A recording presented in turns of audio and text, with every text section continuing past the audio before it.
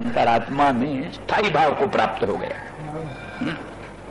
अभी विवेक उनको नहीं कि कृष्ण मथुरा चले गए। विवेक शून्य का मतलब अविवेक नहीं, ये विवेक शून्यता गुण है, दोष नहीं। ये विवेक शून्यता गुण है, दोष नहीं। जहां कृष्ण हमसे अलग है, ये विवेक होए, वही दोष है। कृष्ण हमसे पृथक है, अलग हो गए हैं, मथुरा चले गए हैं, हम उनसे वियुक्त हो गए हैं, ये विवेक ही अविवेक है वस्तुतः है। ये अविवेक प्रधान प्रेम जिनका है, उनको भी कृष्ण विप्रयोग की अनुभूति नहीं, इसलिए बछड़े उछल रहे हैं। गायें अपने बछड़ों को दूध पिलाने के लिए दौड़ रही हैं, और गवेंद्र जो है सो युद्ध कर रहे हैं। ये सारी लीला जो गायों में, बछड़ों में और इनमें सब में चल रहा है, ये सब वही अविवेक प्रधान अनुराग के कारण उनको भी कोई प्रकार का शोक नहीं है, कोई प्रकार का संताप नहीं है, क्रीड़ा कर रहे हैं। तो आज सुनते हैं वो ये क्या ब्रेक होने वाला है, इसलिए जल्दी बंद करना चाहिए। 20/7/71 राम जय राम जय जय राम। पुत्र अग्निर्कादित गो विप्र पितृदेवार्चनान्वितैः धूपदीपैश्च माल्यैश्च गोपाभाषैर्मनोरमम्। नंद गोकुलम मनोरमम, ये कहे श्री उद्धव जी भगवान का संदेश लेकर के नंद गोकुल में गए। वो नंद गोकुल कैसा है कि जिसमें बड़े बड़े मत्त गवेंद्र हैं और थनों के भार से युक्त सुंदर धेनु हैं और बड़े सुंदर अपने बछड़ों को प्राप्त करने के लिए दौड़ रही हैं। बछड़े भी इधर उधर कूद रहे हैं, दौड़ रहे हैं। उन सब से नंद गोकुल अलंकृत, शोभित। गोदोह के शब्द का अभिरव मनोरम राव है जिस नंद गोकुल में, और वेणुओं के श्रृंगों के निनाद से भी वो मनोरम नंद गोकुल है।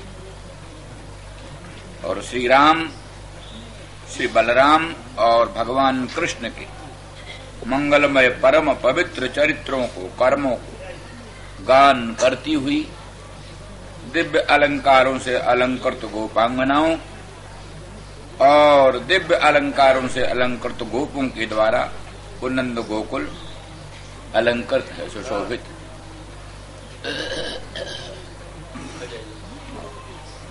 जगह है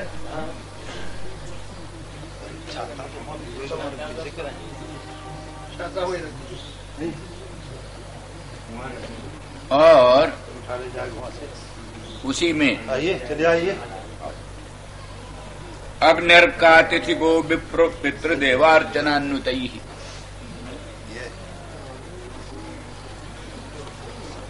अर्थात वो नंद गोकुल लौकिक वैदिक सर्वविध शुभ कर्मों से युक्त। कोई लोग अग्नि की अर्चा कर रहे हैं, माने अग्निहोत्र कर रहे हैं। दर्श पूर्णमास ज्योतिषोम आदि भी चलते हैं, क्योंकि वो गोप जो है एक प्रकार के वैश्य। गोपाल चंपू में इनका विस्तार से वर्णन है, श्रीमद जीव गोस्वामी जी ने वर्णन किया है। हाँ वही तो कोई क्या देव मीढ़ नाम के यदुवंशी थे। उनसे वैश्य कन्या में उत्पन्न सन्नंद उपनंद आदि हुए, उन्हीं में से नंद हुए। इसलिए इनको सबको भी वैदिक कर्म का अधिकार है ही। वेद का अधिकार ब्राह्मण को, क्षत्रिय को, वैश्य को, तीनों को होता है। इसलिए ये सब लोग भी अग्नि का अर्चन करते हैं। उनके यहाँ अग्निहोत्र हैं, स्मार्त अग्निहोत्र अथवा श्रौत अग्निहोत्र। और अर्क की पूजा होती है भगवान सूर्य की, अतिथियों की अर्चा होती है, गौओं और ब्राह्मणों की पूजा होती है, पितरों और देवताओं की पूजा होती है। भगवान श्री कृष्णचंद्र का मंगलमय धाम नंद गोकुल है, इसलिए संपूर्ण श्रौत स्मार्त धर्म कर्म वहां सांगोपांग रूप से विराजमान है। धूप दीप, ये तांत्रिक कर्म भी हो रहा है। ये तो सब क्या वैदिक कर्म है। अग्नि, अर्कोपस्थान, सूर्योपस्थान, अग्नि की पूजा, गो विप्र पितृ देवार्चन आदि। लेकिन धूप दीप माल्य आदि द्वारा तांत्रिक अर्चन भी होते हैं। और गोपाबासैर मनोरमम, उत्तम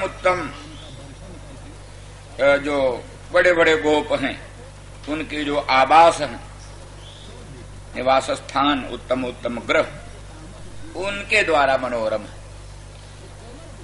अर्थात केवल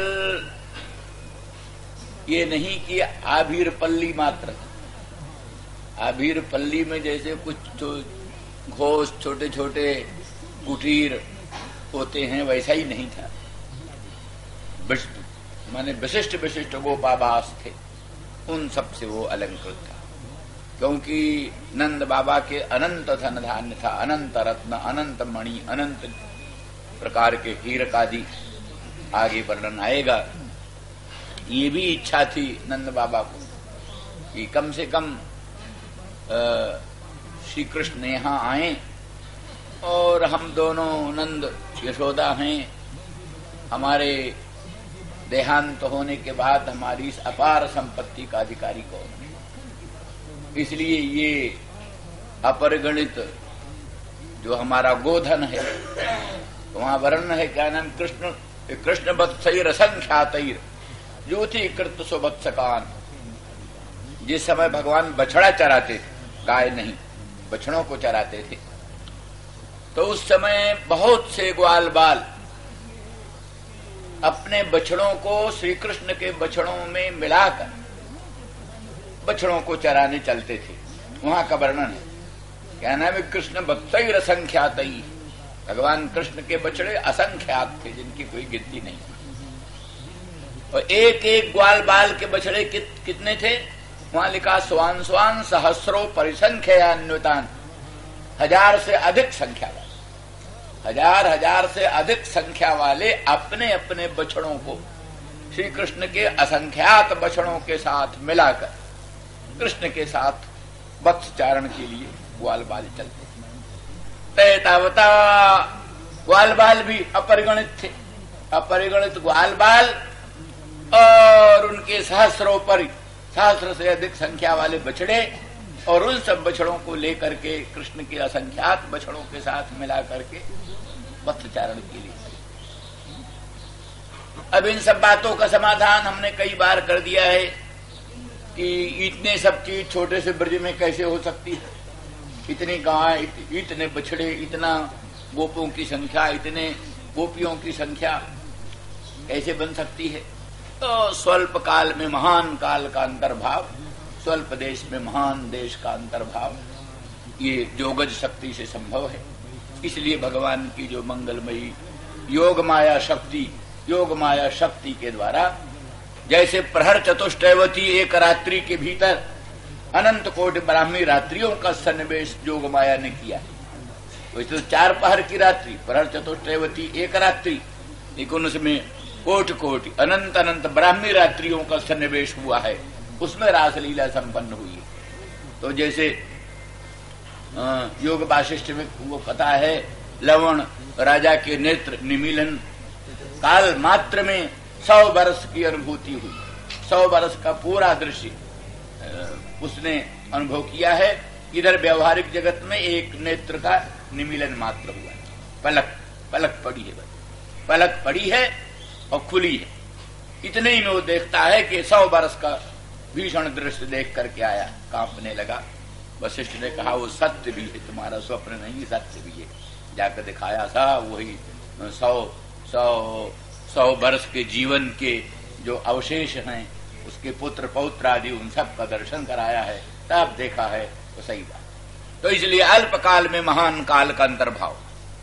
कभी कभी एक यहाँ के 2 मिनट की निद्रा में और बड़ा लंबा स्वप्न दिखाई दे जाता है। कोई प्राणी बीमार रहता है, घोर बीमार रहता है, तो एक मिनट बड़ी लंबी हो जाती है, उसी का बीतना बड़ा कठिन हो जाता है। और जिस समय प्राणी को आनंदोद्रेक होता है, आनंद का आधिक्य होता है, तो फिर बड़ी से बड़े दिन राति 1 मिनट में जाते हुए मालूम पड़ते। वो कंडू महर्षि जो है सो संध्या बंदन करने के लिए उतावले होकर चले, तो वो ब्रह्मलोचा अप्सरा कहती है, क्यों महाराज, क्यों बहुत जल्दी है? संध्या की बात है। बोले महाराज, हजारों संध्याएं आपकी छूट गई। कितने युग हो गया हमको आए, तो हजारों संध्याएं आपकी छूट गई हैं, आज कैसी जल्दबाजी? तो कहने का अभिप्राय यह है कि अनुकूल स्थिति में महान काल व्यतीत हो जाता है क्षण भर के तुल्य, और प्रतिकूल काल में थोड़ा ही सा काल महान काल जैसा प्रतीत होता है। गोपी नाम परमानंद आसीत गोविंद दर्शने क्षण जुग शतमेव जासांजेन बिना भवत। गोपांगनाओं को भगवान के दर्शन में अनंत आनंद प्रतीत होता था, लेकिन उनके विप्रलम्भ में, वियोग में क्षणम जुग शतमेव, एक क्षण 100 युग के तुल्य बीतता था। क्षण कितना बड़ा होता है और 100 युग कितना बड़ा होता है, परंतु क्षण जो है 100 युग के तुल्य प्रतीत होता है। इस दृष्टि से योग माया शक्ति के प्रभाव से उस वृंदावन धाम में अनंत अनंत गोपांगनाएं थी, और अपरिगणित ग्वाल बाल थे, अपरिगणित बछड़े थे। कृष्ण के बछड़े, ग्वाल बालों के बछड़े, सबका अंतर्भाव इसमें चलता था।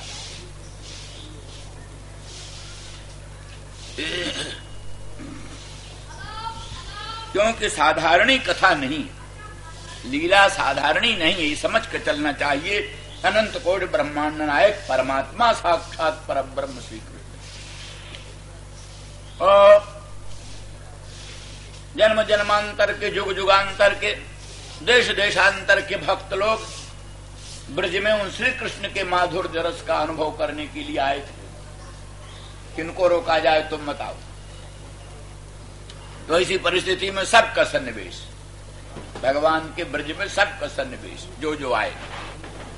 इसलिए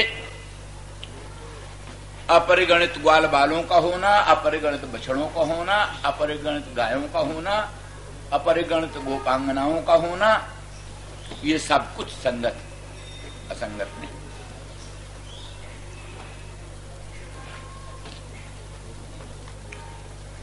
सर्वतः पुष्पित वनम द्विजालिकुल नादितम। ये भगवान श्री कृष्ण ने अपने परम भक्त उद्धव को श्री कृष्ण संयोग प्रकाश का अनुभव कराया। श्री कृष्ण के संयोग में जो ब्रज का स्वरूप होता है, वो ब्रज का स्वरूप दिखाया। वस्तुतः श्री कृष्ण के विप्रलम्भ में जो ब्रज का प्रकाश होता है, वो दूसरे ढंग का होता है। उसमें तो अत्यंत क्षीणता, जीर्णता, और पुष्प भी मुरझाए हुए, लताएं भी, तरु भी सब मुरझाए हुए कृष्ण के वियोग में। कृष्ण के वियोग में वृक्ष भी मुरझाए हुए।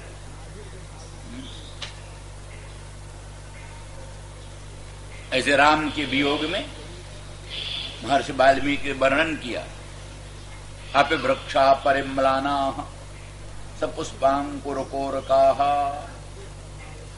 राघवेंद्र के विप्रलम्भ में वियोग में वृक्ष भी परिम्लान हो गए, उनके पुष्प और अंकुर भी परिम्लान हो गए, मुरझा गए। उपतप्तोदका नद्यः, नदियों का जल भी तप गया है, खौल गया राम के वियोग में। इसीलिए वो कई कहते हैं, इन गौड़िया संप्रदाय में क्या नाम, सनातन गोस्वामी, सनातन गोस्वामी का एक श्लोक है, संतोवतारा बहवः पुष्कर नाभस्य सर्वतो भद्रा, कृष्णादन्य कोवा लता स्वपि प्रेम दो भवती। बोले विष्णु के अपरिगणित अवतार हैं और एक से एक अच्छे, एक से एक श्रेष्ठ, सब श्रेष्ठ हैं। पर कहते कृष्णादन्य कोवा लता स्वपि प्रेम दो भवती, लताओं में भी प्रेम प्रदान करने वाला कृष्ण से भिन्न और कौन हुआ। लताओं में भी प्रेम प्रदान किया, इसलिए वृंदावन धाम की लताएं भी मानो कृष्ण पाद पंकज से संस्पृष्ट भूमि के रज को स्पर्श करने के लिए झुके हुए। जहां देखो वृक्ष बिल्कुल झुके हुए हैं। नीम का भी वृक्ष वहां जितना लटका हुआ है डालें उसकी मानो भूमि को चूमना चाहती हैं, और वृक्षों की तो कहानी का। तो माने जोगींद्र मुनीन्द्र दुर्लभ भगवान के जो पादार बिंद हैं, उनसे संस्पृष्ट भूमि को धन्य धन्य समझ करके उसको स्पर्श करने के लिए तमोपहत्यै, अपने तम के उपघात के लिए मानो उसका स्पर्श करना चाहिए। तो लताओं में भी प्रेम प्रदान कृष्ण भगवान ने किया।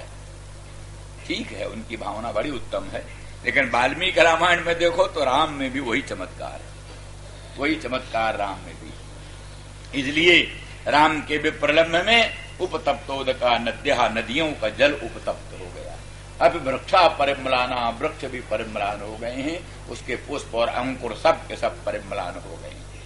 तो जिसके संजोग में सुख नहीं होता, उसके विप्रलम्भ में ताप भी नहीं होता।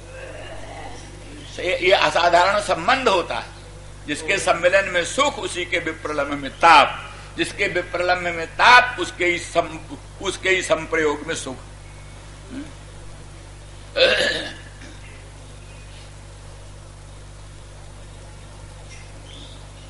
तो इस प्रकार से सर्वतः पुष्पित वनम, संपूर्ण वन पुष्पित है, नाना प्रकार के फल फूलों से अलंकृत है। ये भगवान ने अनुग्रह करके विशेष रूप से उद्धव को अपने ब्रज का स्वरूप अनुभव कराया। उद्जालिकुल नादितम, हंस सारस कारण्यवादी विविध प्रकार के जो द्विज हैं, पक्षी हैं, उन पक्षियों के निनादों से निनादित नंद गोकुलम का ही सब विशेषण। और आली जो है माने भ्रमर वृंद, भ्रमर वृंद के गुंजारव से, भ्रमर वृंद का, भंवरों का जो अद्भुत गुंजार है, उस गुंजार से भी उसका शोभा बढ़ रही। हंस कारंडवा कीर्णैहि, ये हंस क्षीर नीर विवेक वाला, और कारंडव कहते जल कुक्कुट, जल में रहने वाला कोई कुक्कुट, जल कुक्कुट वही कारंडव नहीं, सारस में कारंडव है जल कुक्कुट। तो इन सब से वो आकीर्ण पद्म खंडैश्च मंडितम, पद्म खंड कमल समूह, तो कमल कमलिनी कुमुद कुमुदिनी वृंद से वहां के सरोवर शोभित हो रहे। ये कृष्ण कुंड है, राधा कुंड है, प्रेम सरोवर है, विविध प्रकार के जो सरोवर हैं उनमें सब में कमल प्रफुल्लित हैं, कमलिनी प्रफुल्लित हैं, कुमुद कुमुदिनी प्रफुल्लित हैं, और उनमें जो भंवरे गुंजार कर रहे हैं, हंस सारस कारण्यवादिकों के सुंदर नाद हो रहे हैं, और बड़े सुंदर सुंदर पक्षी अपने कोमल मधुर आराव से उसको अलंकृत कर रहे हैं। तमागतम समागम्य कृष्णस्यानुचरम प्रियम नंद प्रीत परिस्वज्य वासुदेव धियार्चयत। असल में इसीलिए निम्लोचति विभावसौ, सूर्य अस्ताचल को जाने लगे उस समय उद्धव जी पहुंचे। उनका मतलब यही था कि नंद भवन में पहुंच जाएं, तब फिर सब लोगों से मिलने जुलने की बात हो, रास्ता में कोई न मिले, इस बुद्धि से। और उसी समय जो है सो जो गौओं का और बछड़ों के गौओं और बछड़ों के खुरों से उत्पन्न रज धूली, उस धूली से रथ आच्छन्न हो गया था, इसलिए भी किसी को परिज्ञान नहीं हुआ। कुछ अंधेरा हो चला था और कुछ गोरज व्याप्त थी आकाश में, उससे आच्छन्न रथ था, इसलिए भी किसी को मार्ग में विज्ञान नहीं हो सका। अंत में जाकर के नंद भवन में जाकर के पहुंचे तो नंद को मालूम हुआ, और नंद जो है सो बड़े प्रेम से उठ करके, बहुत प्रीत होकर, प्रसन्न होकर के उद्धव जी का परिस्वंग करके, आलिंगन करके, और वासुदेव बुद्धि से, अपने इष्ट देवता नारायण की बुद्धि से उनकी अर्चा, नारायण समझकर उनकी अर्चा। तो यहां भी सब सूरदास आदिकों के अनुसार नंद और नंद भवन ये सब का सब असंस्कृत पड़ा हुआ था। श्री कृष्ण में प्रयोग एकदम पत्ते पड़े हैं, धूली पड़ी है, और रसोई बहुत दिनों से बनी ही नहीं। वही कहीं दूध पी लिया, कहीं जो है सो दही ले लिया। इस प्रकार से कृष्ण के वियोग में किसी को किसी प्रकार का उत्साह रहा नहीं। यथा कथंचित देह यात्रा निर्वाहार्थ कुछ यत्किंचित प्रयत्न चल जाते थे, बाकी किसी प्रकार का अलंकार या भूषण या साज समार कुछ नहीं होता, और एकदम प्रेम समाधि की अवस्था में नंद रहते थे। प्रेम समाधि। नंद रानी ब्रजेंद्र गेहिनी को तो अपार दुख था कृष्ण के विप्रलम्ब, कृष्ण के वियोग, बड़ी संतप्त थी। तो किंतु ये सब भगवान कृष्ण के योग माया की प्रेरणा से उद्धव के जाने पर सब लोग सावधान हुए, और तमागतम समागम कृष्णस्यानुचरम प्रियम। उत्साह का ये भी मूल था कि कृष्ण के श्याम सुंदर मदन मोहन कृष्ण के अनुचर भक्त, तो भक्तों को, भगवान के भक्तों के दर्शन में बड़ा उत्साह होता है। कितना भी संताप हो, संत के दर्शन से, भक्त के दर्शन से मन में उल्लास हो जाता है। कृष्ण नंदग्राम से आए हुए उष्ण वायु को भी बड़े आदर के साथ ग्रहण करते हैं। नंदग्राम से आया हुआ ये उष्ण वायु बड़े प्रेम से उसको सेवन करते। वो कृष्ण संबंध बड़ा ऊंचा है। जितने भर भी ताप हैं, जितने भर भी दुख हैं, श्री कृष्ण के संबंध से वो संपूर्ण ताप, संपूर्ण दुख सुख रूप में परिणत हो जाते, सुख रूप में परिणत, सुख रूप में प्रतीत होते। तो इसलिए कृष्ण के अनुचर हैं, कृष्ण के सेवक हैं उद्धव, और कृष्ण जैसा ही इनका भूषण बसन अलंकार है। कृष्ण जैसा ही रूप भी है, श्यामल वर्ण, श्यामल कृष्ण जैसा रूप, कृष्ण जैसी वय अवस्था, और कृष्ण भगवान ने स्वयं अपना भूषण, अपना अलंकार, अपना मुकुट, अपना अंगद कंकण नूपुरादि सब दे करके, पहना करके भेजा।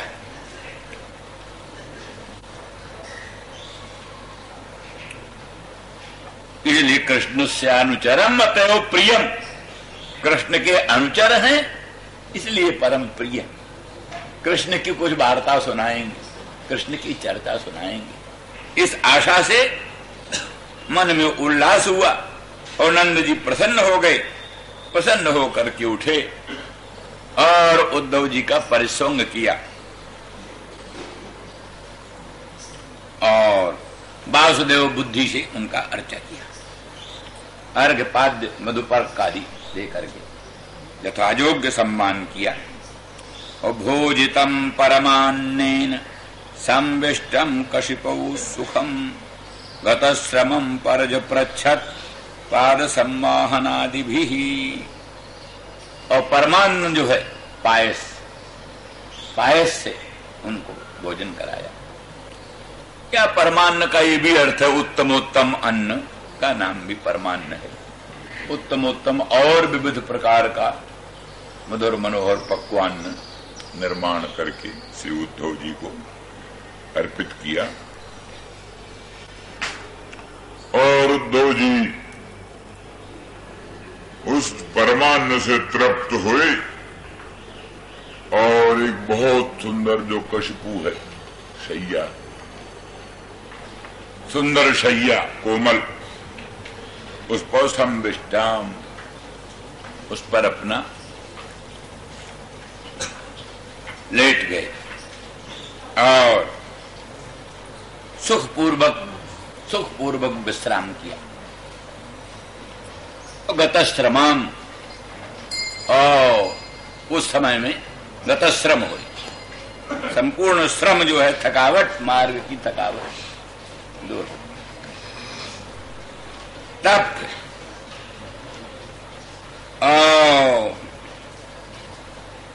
पाद सम्माहनादिभिर गतश्रमम, पाद सम्माहनादिभिर गतश्रमम। नंद बाबा ने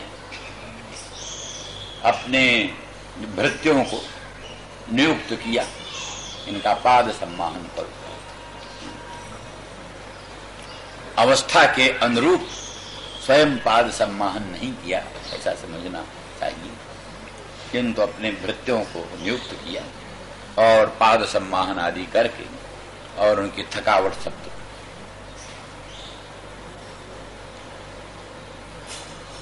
पाद सम्माहनादि भी गतश्रम। फिर परज पृच्छत, फिर उनसे प्रश्न किया। कच्चिदंग महाभागो सखा न सूरनंदन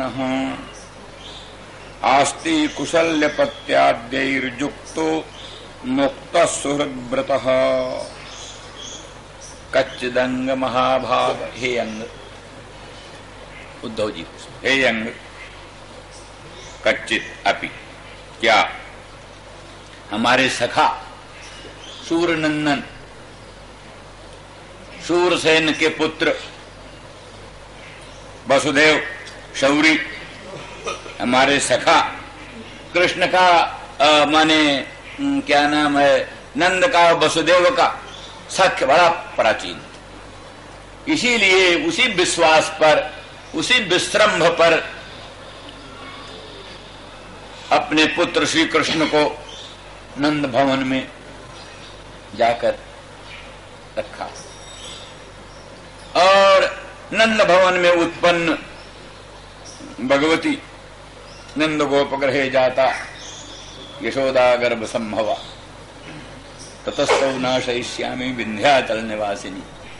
ये विंध्यवासिनी राजराजेश्वरी त्रिपुर सुंदरी, उसकी बहुत महिमा जो है सो क्या नाम त्रिपुरा महात्म्य आदिकों में वर्णन है। साक्षात शुद्ध अनंत ब्रह्मांड जननी और त्रिपुर साक्षिणी, तीन जो पुर है, समष्टि, व्यष्टि, स्थूल देह, सूक्ष्म देह, कारण देह, ये जो तीनों पुर हैं उनकी साक्षिणी है, उनकी दृष्टि है, भाषिका है। और निर्विकार स्वच्छ स्वप्रकाश परम ब्रह्म रूपा है, गोप्त्री गोविंद रूपिणी, उसी को कहा सृष्टिकर्त्री ब्रह्म रूपा, वही चलकर सृष्टिकर्त्री होकर के ब्रह्म रूपा, वही गोप्त्री गोविंद रूपिणी, गोविंद रूपिणी होकर वही गोप्त्री होती है, विश्व का पोषण पालन करती है। संहारिणी रुद्र रूपा, वही रुद्र रूप होकर विश्व का संहार करती है। और संहारिणी रुद्र रूपा तिरोधान करीश्वरी, वही विश्व का तिरोधान करती है, उस समय ईश्वर रूप में ईश्वर बनती, ईश्वरी तिरोधान करीश्वरी। और वही सदाशिवानुग्रहदा, वही अनुग्रह कारिणी होती हुई भी सदाशिव रूप में प्रकट होती। तो वही वेणुवादन पारायणा हो करके गोविंद बन जाती है। तो वो भी आविर्भूत हुई थी साक्षात कृष्ण की भगिनी, कृष्ण की बहन। तो नंद जी उसको उठा लाए और अपने गोपाल कृष्ण को वहां छोड़ाए। तो पुरानी मैत्री है। तो यद्यपि एक प्रकार से वसुदेव का अपराध था, नंद बाबा को बिना बताए उनके पत्नी की शैया पर अपने सद्योजात बालक को छोड़ आना और उनकी कन्या को उठा ले जाना और उनकी कन्या का इस प्रकार से निधन हो जाना, एक प्रकार से निधन ही है, पता नहीं, जब अभिज्ञात हो गई। नंद ने कंस ने उसका वध करना चाहा, कंस के हाथ से छूटकर आकाश मंडल में जाकर के और अपने दिव्य रूप से प्रकट हुई और नंद बाबा को मर्मांत वेदना थी कृष्ण के विप्रलंब, बड़ा संताप। लेकिन सूरनंदन सखा, तो सखा का यही स्वभाव होता है, सखा के दोषों को मन में न लाना, सखा के दोषों को मन में न लाना, सखा के दुख में दुखी होना। ये न मित्र दुख हो ही दुखारी, जितने ही बिलोकत पातक।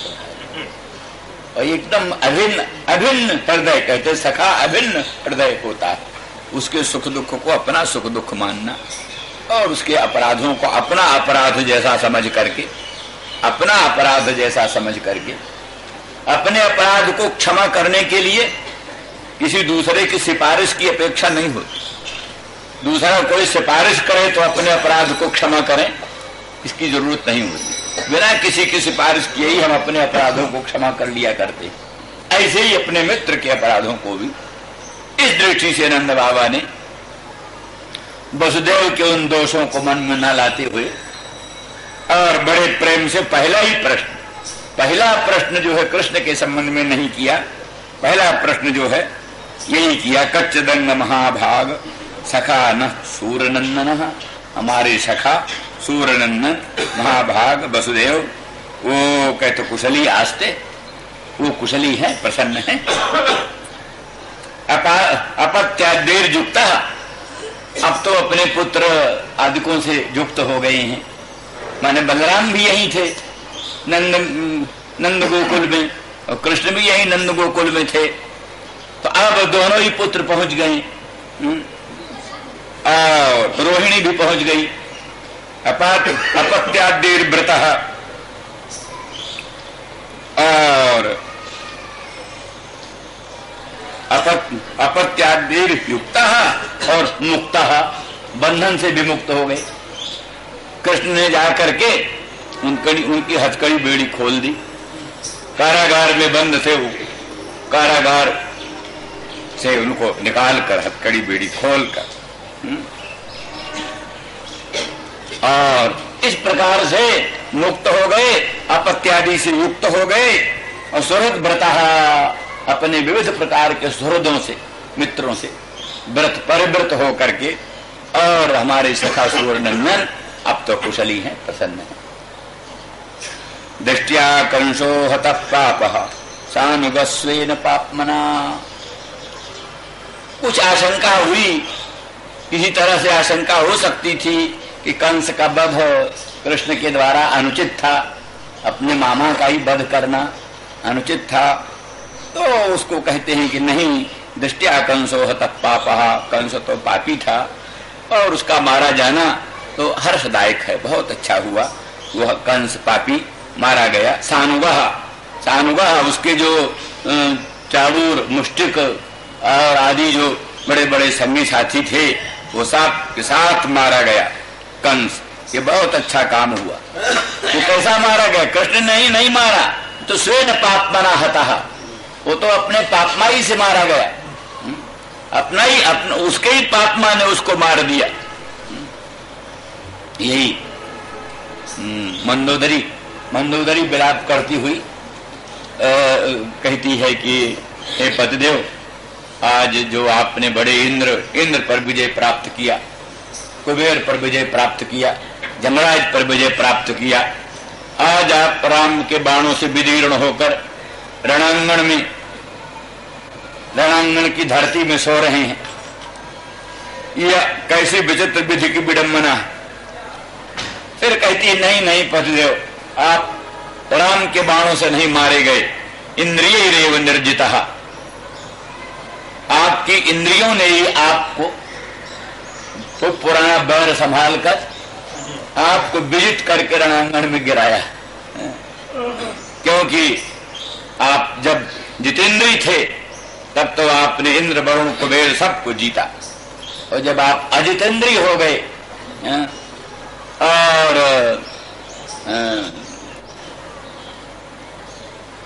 नाना प्रकार के अनाचार पापाचार में संसक्त हो गए, तो उन्हीं इंद्रियों ने तुमको रणांगण में राम के बाण के ब्याज से, राम का बाण तो ब्याज है, राम बाण के ब्याज से इंद्रियों ने ही तुमको रणांगण में गिराया।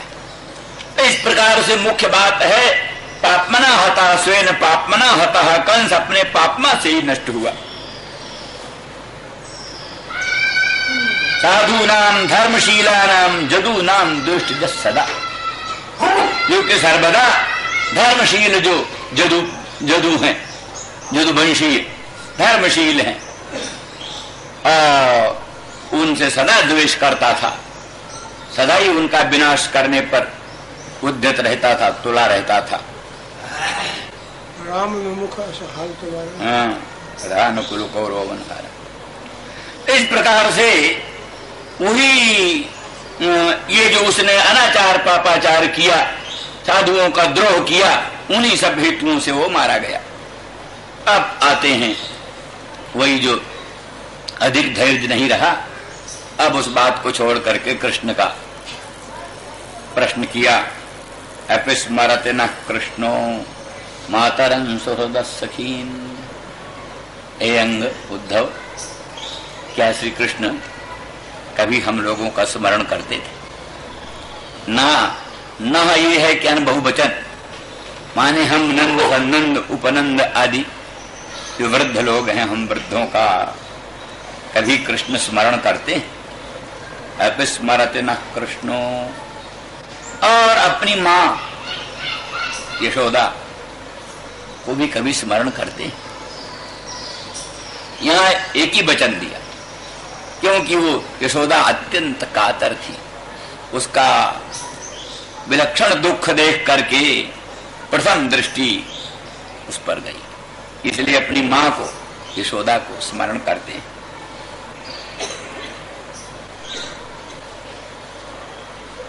सुहृदः, और अपने जो सुहृद है श्रीदामा, सुबल आदि जो उनके सुहृद हैं, मित्र हैं, अंतरंग मित्र हैं, जो उन्हें प्रत्युपकारा नपेक्ष उपकार करने वाले सुहृद होते, जो मैंने प्रत्युपकार की अपेक्षा न करके जो हित करने वाला।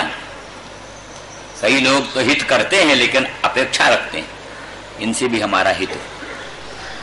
तो मित्रोत्र कहलाते हैं। सुहृद वो कहलाते हैं जो प्रत्युपकार की अपेक्षा न करके उपकार करते हैं, हित करते हैं, ऐसे सुहृद जो कभी अपने सुख की कल्पना ही नहीं करते, निरंतर श्री कृष्ण के सुख में, श्री कृष्ण के हित में संलग्न रहने वाले मित्र सुहृद। और दूसरे सखा और सख्यश्च सखायश्च ये सब करके एक शेष होने पर सखीन, वहां क्या नाम है, पुल्लिंग का ही शेष रहता है। इसलिए इसी में सखीन में ही सखी भी आ गई, सख्यश्च सखायश्च, एक शेष हो गया सखीन। माने अपनी सखी लोगों को और अपने सखा लोगों को क्या स्मरण करते हैं कभी श्री कृष्ण।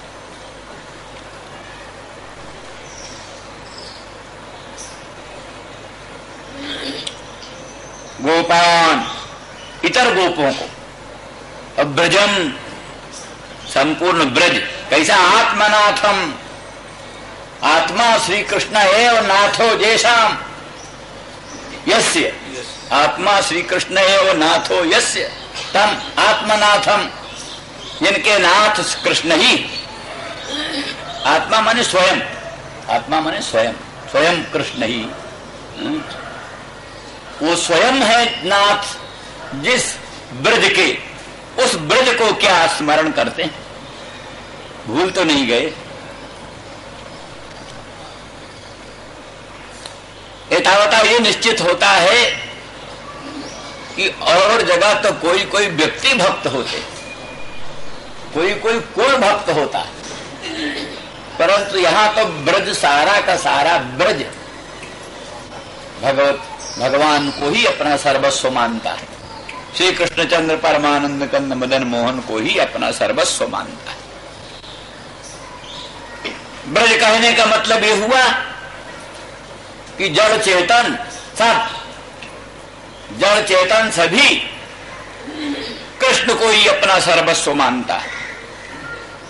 इसलिए माना है कि वृंदावन धाम के गोकुल के जो वृक्ष हैं वो भी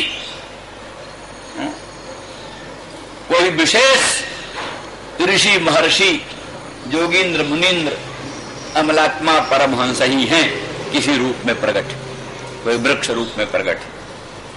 कामवन में हम घूम रहे थे तो दो नीम के वृक्ष देखे बड़े भाई, तो उनकी कथा वहां लोगों ने बतलाया। इन नीम के दो वृक्षों के काटने की बात आई तो फिर स्वप्न हुआ, जो काटने का इंतजाम कर रहे थे, स्वप्न हुआ हम अमुक अमुक स्थान के देवता हैं और अपना देवलोक छोड़ करके ब्रज रज के लिए, कामवन की सेवा के लिए हम आकर निम्न वृक्ष बनकर रह रहे, इसलिए हमारा ये ब्रजवास छोड़ाओ मत। फिर वो मालूम हो गया, फिर नहीं पता। जमलार्जुन की कथा प्रसिद्ध ही है। जमलार्जुन यानी कुबेर के दो पुत्र थे, नलकूबर, भले साथ बसात आए थे, परंतु कहने का मतलब यह है कि वो मैंने वृक्ष भी सामान्य वृक्ष नहीं थे, वृक्ष भी सामान्य। और वह उन्होंने तो वर्णन किया है, यथपाद पांसुर बहुजन्म कृच्छतो धृतात्म विरजो विरत पेगम्य। यह पादो पांसु नहीं किया, पादपा नाम अंशु पाद पांसु, जहां वृंदावन धाम के जो पादप हैं, वृक्ष हैं, उनकी जो अंशु है, एक रश्मि, एक किरण, वो भी धृतात्मा जोग भी रत्पगम्य, बड़े बड़े धृतात्मा जोगियों के द्वारा अगम्य अप्राप्य है। वृंदावन धाम के, गोकुल धाम के जो वृक्ष हैं, पादप, उन पादपों के जो अंशु किरण हैं, वो किरण धृतात्मा योगींद्र मुनिंद्रों के द्वारा भी अगम्य अप्राप्य। ऐसा परम सौभाग्यशाली ब्रजधाम है जहां के जड़ चेतनात्मक सब कुछ भगवद रूप हैं। इसीलिए वो अपने ज्ञान प्रबोधानंद सरस्वती बोलते हैं, यत्र प्रविष्ट सकलोपि जंतु आनंद सच्चित घनता मुपैति। इस ब्रजधाम में प्रवेश करते ही सकलोपि जंतु, कोई भी जंतु तत्क्षण सच्चित घनता मुपैति, सदघन चिदघन आनंद घन ब्रह्म रूप ही बन जाता है। जैसे लवण की खान जो है, सैंधव की खान, खान में कोई लकड़ी भी डाल दो तो थोड़े दिन में सैंधव बन जाती है।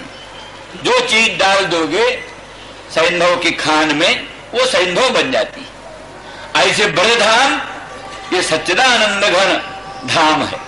यहाँ कोई भी वस्तु प्रविष्ट होती है थोड़े क्षण में वो आनंद सच्चित घन बन जाता है। यत्र प्रविष्ट सकलोपि जंतु आनंद सच्चित घनता मुपैति। ऐसे ब्रजधाम के जो वृक्ष हैं, वहां की जो लताएं हैं, वहां के जो तरु हैं, गुल्म हैं, इसके लिए उद्धव प्रार्थना करते हैं, आसाम हो चरण रेणु जुषा महन श्याम वृंदावने किमपि गुल्मलतौषधीनाम जा दुष्टजन स्वजन मार्ज पथंच हित्वा बेजुर मुकुंद पदवी श्रुतभिर विमृग्याम। माने श्रुतियां जिस मुकुंद पदवी को ढूंढती रहती हैं, श्री गोपांगना जनों ने उस ब्रजरज का सेवन किया है, उस भूमि में पहुंच गई हैं। उस श्री कृष्ण पाद पर परब्रह्म भगवान को अपना सर्वस्व त्याग करके, जो दुस्त्यज स्वजन दुस्त्यज आर्ज पथ का परित्याग करके उस अखंड सच्चिदानंद घन परब्रह्म को, कृष्ण को सर्वात्म भाव से भजा। उन गोपांगनाओं के पाद पंकज रज स्पर्श करने वाले तृण गोलमलता आदिकों में कोई एक हम हो जाएं, ऐसा उद्धव महाशय कामना करते। तो उस ब्रज के हरेक वस्तु वो चेतन है, अचेतन नहीं, अचेतन नहीं। इसीलिए रस कथाएं जो आगे वर्णित होती हैं उनमें वर्णन किया है कि ब्रज और गोपांगना दोनों प्रेम की अवस्था विशेष है। प्रेम में एक अवस्था होती जड़िमा, जाड्यापत्ति। प्रेमोद्रेक में प्राणी मूर्छित हो जाता है, मोहित हो जाता है, जड़ता आ जाती है। तो जो प्रेम की जो जड़ता अवस्था है वही वृंदावन धाम है, वही क्या ब्रज। जड़ प्रेम की जड़ता अवस्था, जड़िमा अवस्था। और प्रेम की दूसरी अवस्था होती है जिसमें उन्माद होता है, चंचलता होती है। वो उन्मादा अवस्था जो है वो गोपांगना, उसमें कुछ ज्ञान चैतन्य का भान होता है, चेतनता रहती है और उसमें अचेतनता रहती है। इस तरह से ब्रज और गोपांगना दोनों ही प्रेम की पृथक पृथक अवस्थाएं। तो ऐसी परिस्थिति में आत्मनाथम ब्रजम, अमुक अमुक की बात नहीं है, सारा का सारा ब्रज जड़ चेतनात्मक, सारा ब्रज आत्मनाथम। आत्मा श्री कृष्ण एवं नाथ यस्य तम आत्मनाथम। सबका एकमात्र नाथ स्वामी, प्रेमास्पद पद और परमानुराग का आस्पद, ध्येय गे परमाराध्य सर्वस्व श्री कृष्ण। तो उस ब्रज को आत्मनाथम ब्रजम, यानी कहने का मतलब दुनिया का स्वभाव है और कोई भूल जाए तो भूल जाए, पर जो अपने आप को ही सर्वस्व मानता है उसको तो नहीं भूलता। तो इसलिए श्री कृष्ण कम से कम आत्मनाथ ब्रज को तो नहीं भूलेंगे, आत्मनाथ ब्रज को तो नहीं भूलेंगे। इसलिए पूछते हैं कच्चित अंग हे महाभाग, वो कृष्ण हम सबको स्मरण करते हैं, अपनी माँ को स्मरण करते हैं, अपने सुहृदों को स्मरण करते हैं, सखियों सखाओं को स्मरण करते हैं, आत्मनाथ ब्रज को कभी स्मरण करते हैं। वो क्या कहना है, वो एक आतुरता, माने यही बात की अंतरंग दृष्टि से तो समझ लो कि कृष्ण कभी ब्रज को छोड़कर जाते ही नहीं। वृंदावनम परित्यज पाद में कन्न गच्छति, वही सिद्धांत है। लेकिन उसमें अंतर्मुखता और बहिर्मुखता दो अवस्थाएं होती हैं। जब उसमें अंतर्मुखता होती है तो कृष्णचंद्र परमानंद कंद को ब्रज में ही देखते हैं, और थोड़ी सी जहाँ अनवधानता होती है, अनवधानता में श्री कृष्ण का मथुरा गमन और कृष्ण का विप्रलम्ब भाषित होने लगता है, उसी समय विकल हो जाते हैं। विशेष करके जो उत्कंठा प्रधान प्रेम वाले, उत्कंठा प्रधान प्रेम वालों को ये ये विरह जन तीव्रताप अत्यंत खलता।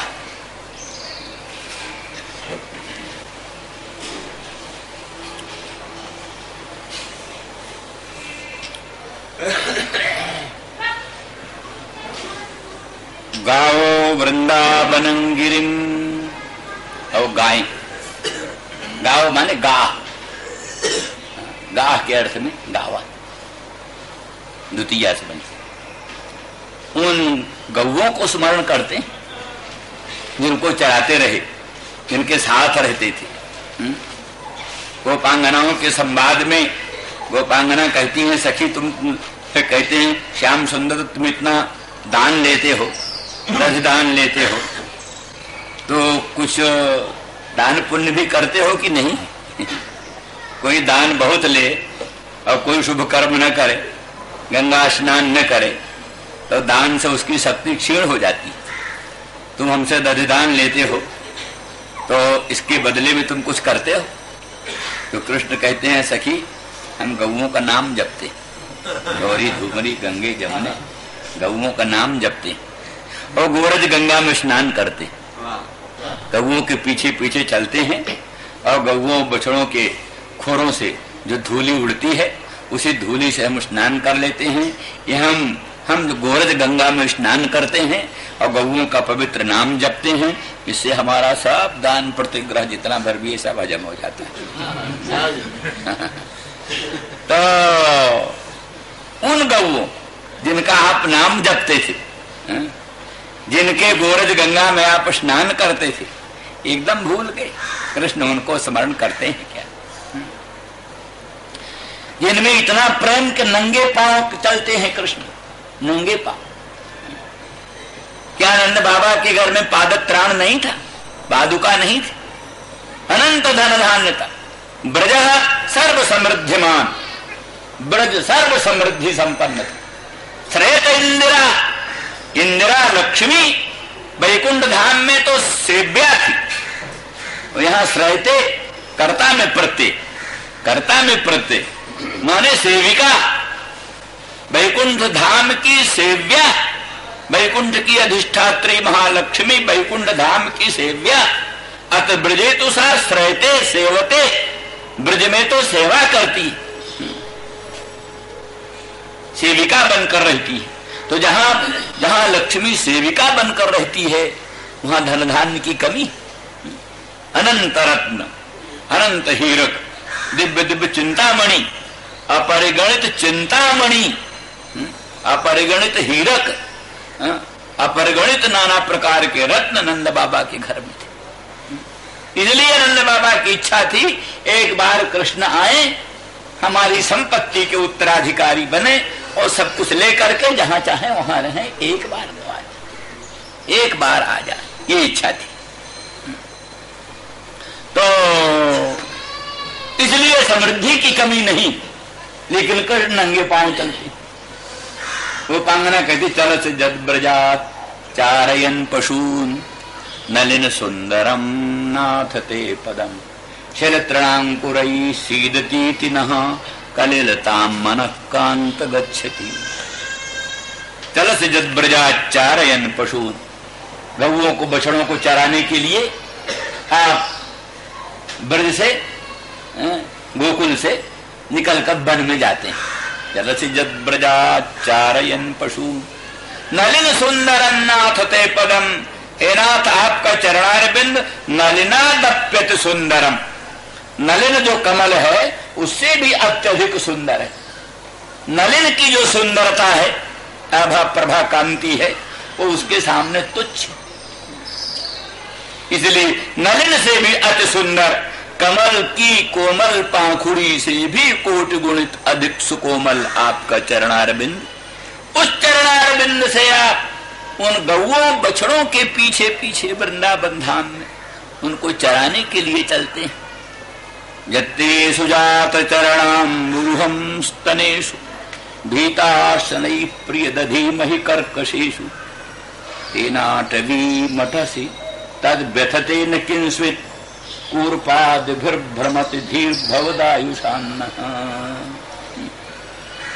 जो आपके मधुर मनोहर सुकोमल चरणार बिंद, जो कि सुजात कमल से भी, सुजात कमल, अच्छी जाति का अच्छे स्थल में उत्पन्न जो सुजात सरसिज, सुजात सरसिज के तुल्य, उससे भी कोटि गुणित सुकोमल आपका चरणार बिंद, जिसको हम अपने हृताप के उपशमनार्थ अपने उरोजों पर स्थापित करती हैं, तो हमको संकोच होता है। हमारे उरोज कठोर हैं, कर्कश हैं। आपके मंगलमय सुकोमल चरणार बिंद अत्यधिक कोमल हैं, कहीं इनसे उनको आघात न लग जाए, ये हम डरती रहती। लेकिन उन्हीं चरणार बिंदों से, उन्हीं सुकोमल चरणार बिंदों से आप अटवीम अटसी, इस वृंदाटवी को, इस वन में आप घूम रहे हैं, उनमें अगर कोई तृण गड़ जाए, कोमलता की कल्पना है, मृदिमा की अधिष्ठात्री, मृदिमा कोमलता, मृदिमा की अधिष्ठात्री महालक्ष्मी कितनी कोमल होती है, उसका चरणार बिंद ऐसा सुकोमल है जिसमें कमल की कोमल पाखुड़ियों के गड़ने का डर। मृदिमाधिष्ठात्री महालक्ष्मी का चरणार बिंद इतना कोमल, जिसमें सुकोमल कमल की पाखुड़ियों के गड़ने का डर है। उसके हस्तार बिंद फिर कितने कोमल होंगे, जिसका चरणार बिंद इतना कोमल, उसका हस्तार बिंद कितना कोमल होगा।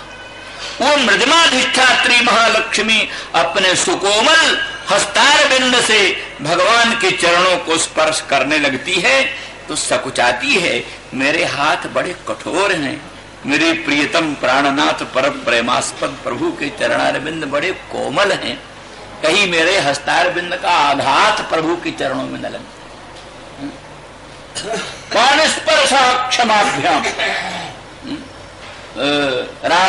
रामचरित्र जो है श्रीमद् भागवत में रामचरित्र, वहां वर्णन किया कि क्या नाम जनक नंदिनी जानकी के जो सुकोमल हस्तार बिंद है, उनको जिनके चरणार बिंद स्पर्श करने में असमर्थ है। जनकजा के मंगलमय हस्तार, सुकोमल हस्तार बिंद को स्पर्श करने में अक्षम है। पाण स्पर्शा क्षमाभ्याम।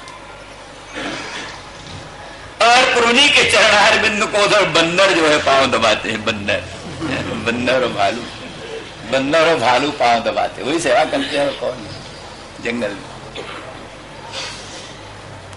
जो हरिंद्रानुजाभ्याम, ऐसा तो ऐसा आपका मंगलमय सुकोमल चरणार बिंद, उससे आप वृंदावन धाम में गऊ बछड़ों को चराने के लिए चलते हैं। कहीं कहते तृण अंकुर कुश काश कहीं उस चरणों में गड़ जाए तो क्या हो। चल से जद ब्रजाचारयन पशु नलिन सुंदरम नाथ ते पदम शिल तृणांकुरई सीदती मनः कलिलताम कांत गच्छति। तो पादत्राण क्यों नहीं पहन लिया, जूता क्यों नहीं पहन लिया? जिस दिन पहले गोपाष्टमी को गोचारण की यात्रा हुई, मुहूर्त हुई, बाकायदे गौओं की पूजा की गई। श्री कृष्ण ने गो पूजा की, गौओं को बढ़िया दुकूल अर्पित किया, चंदन अर्पित किया, माला चढ़ाई, मधुर मनोहर लड्डू खिलाया गौओं को और उनकी आरती उतारी, उनकी परिक्रमा किया, साष्टांग दंडवत प्रणाम किया गौओं को और गौ चराने के लिए। नंद बाबा ने कहा, लाला बेटा कहा, बाबा गौएं हमारी इष्ट देवता है ना, इष्ट देवता तो पादत्राण नहीं पहने, ये पादुका नहीं पहने हैं, इष्ट देवता ने पादुका नहीं पहना, हम कैसे पादुका पहने?